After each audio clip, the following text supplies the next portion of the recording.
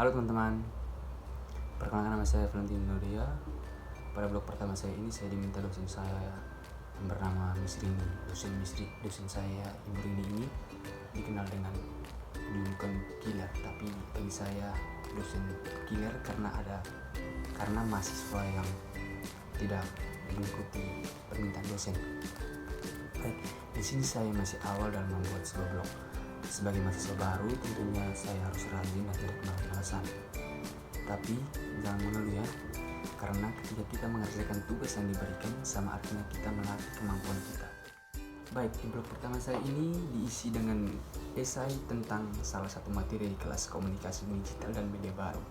Pada materi pertama ini, kami belajar tentang memahami identitas digital dan juga manajemen digital. Ya, bicara identitas digital yang pertama. Identitas digital.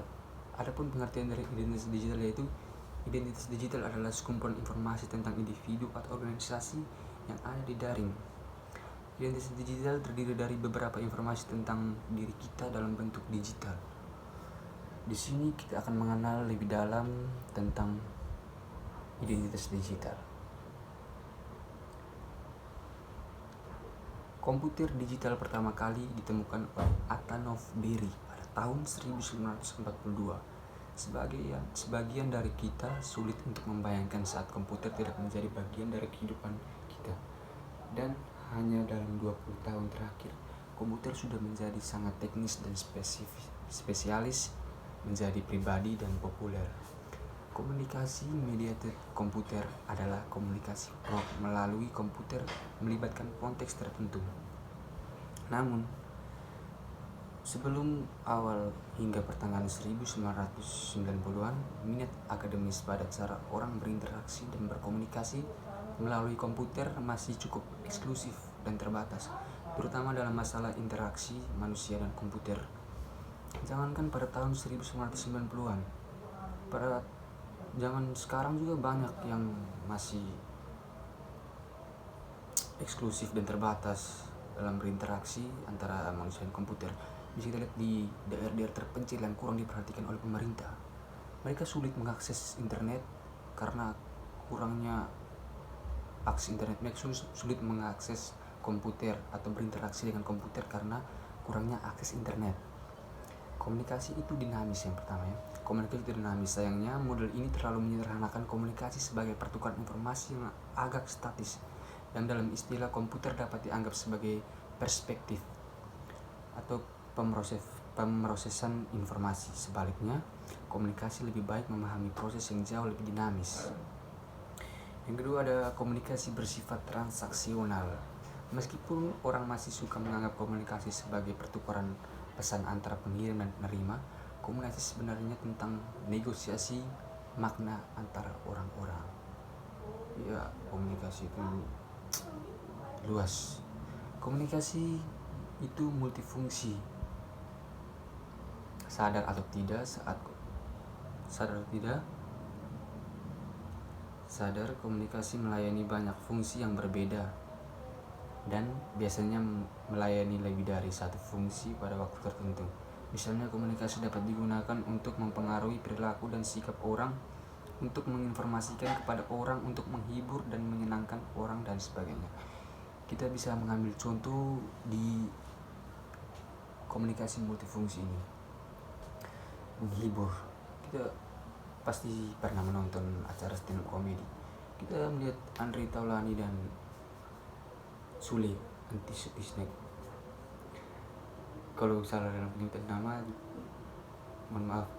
Jadi kita bisa melihat mereka hanya dengan berkomunikasi bisa menyenangkan banyak orang.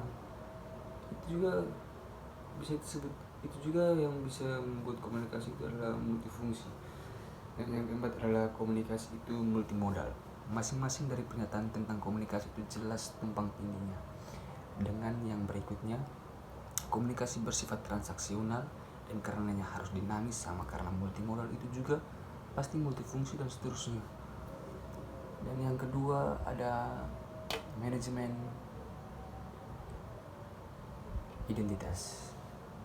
Yang kedua adalah manajemen identitas. Mengidentifikasi identitas dan aset-aset digital. Langkah awal yang perlu kita lakukan adalah mengidentifikasi beberapa dari pribadi kita yang baik secara sendirian atau kita disatukan dapat menunjukkan ke arah kita. Berikut data pribadi sensitif yang dapat mempengaruhi pada kita. Yang pertama, tanggal lahir. Semua orang pasti memiliki tanggal lahir. Nah, dan yang kedua ada nomor induk kependudukan atau NIK. Nomor induk kependudukan ini sangat penting dalam kita mengurus surat atau mendaftar sesuatu. Kita sangat membutuhkan NIK sebagai tanda kependudukan. Dan yang ketiga adalah nomor ponsel. Kita harus jangan sering memberikan nomor ponsel kita kepada orang yang kita tidak kenal, atau mengumbar nomor ponsel kita di media sosial yang banyak orang memperhatikan. Banyak orang dapat menyimpan atau melakukan hal-hal yang tanpa kita sadari. Orang bisa menghack akun sosial kita dengan nomor ponsel kita. Dan yang keempat ada nomor rekening bank. Ya, nomor rekening bank ini nomor rekening biasanya orang minta ada nomor rekening. Dan yang kelima ada email. Email ini sangat berguna sekarang, dan email juga biasa digunakan dalam pembelajaran untuk mengirim tugas atau di luar saat kita melakukan sesuatu dengan digital komputer atau internet. Kegiatan pencarian daring itu yang ke-6. Dan yang ke-7 akun media sosial. Kita semua pasti mempunyai akun media sosial ya.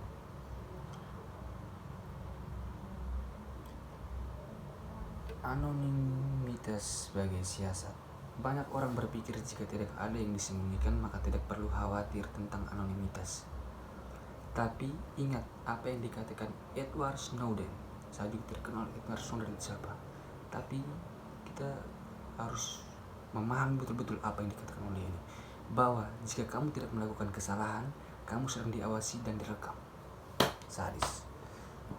Internet itu tanpa kesadari sangat membahayakan walaupun banyak menguntungkan. Ini fakta yang kurang menyenangkan. Saat ini entah itu agensi atau individu, baik yang berkaitan dengan pemerintahan atau tidak, dapat memantau aktivitas secara daring dan sangat mudah dan juga agak murah.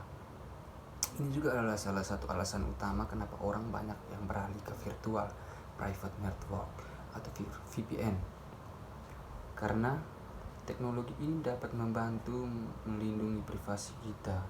Ya, sudah dijelaskan oleh Miss Rini. Tadi ada contoh seorang pengantar mengirim surat, mengirim ke kantor pos tanpa menggunakan amplop, terus dibaca oleh pengantar dan langsung diberikan kepada penerima, tapi si pengantar ini sudah membaca apa isi dari surat tersebut. Yes, itu kita ibaratkan saja amplop itu pelindung dari data-data di dalam kita atau pesan-pesan dalam kita. Itu sama saja VPN, melindungi privasi kita. Saat ini kita tidak benar-benar mengatakan apapun tentang siapapun tanpa resiko tertangkap dan menghadapi konsekuensinya. Di Indonesia kita berakhir di penjara karena mengatakan hal-hal yang benar tentang orang yang salah. Ini ada contoh dari VPN, nanti bisa kita lihat di sini.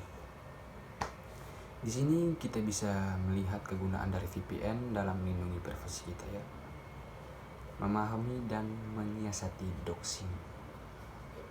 Praktek doxing kini salah satu bentuk serangan cyber yang mengarah kepada jurnalis dan aktivis. Sebenarnya apa itu doxing? Ya, saya juga baru dengar juga doxing.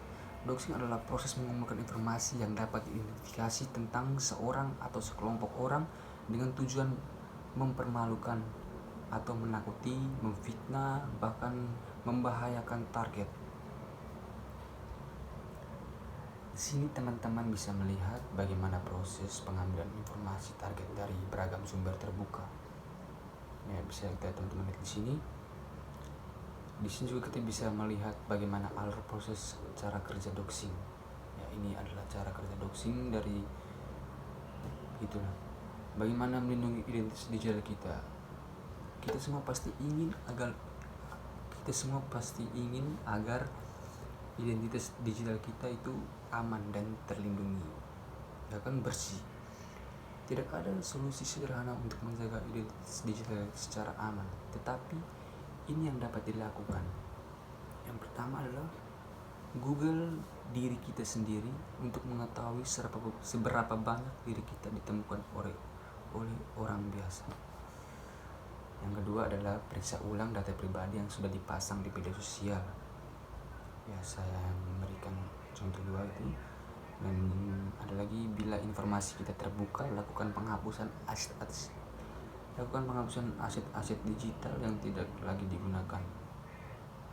Tentunya memperkuat kata sandi, mengunci perangkat email, mengatur email,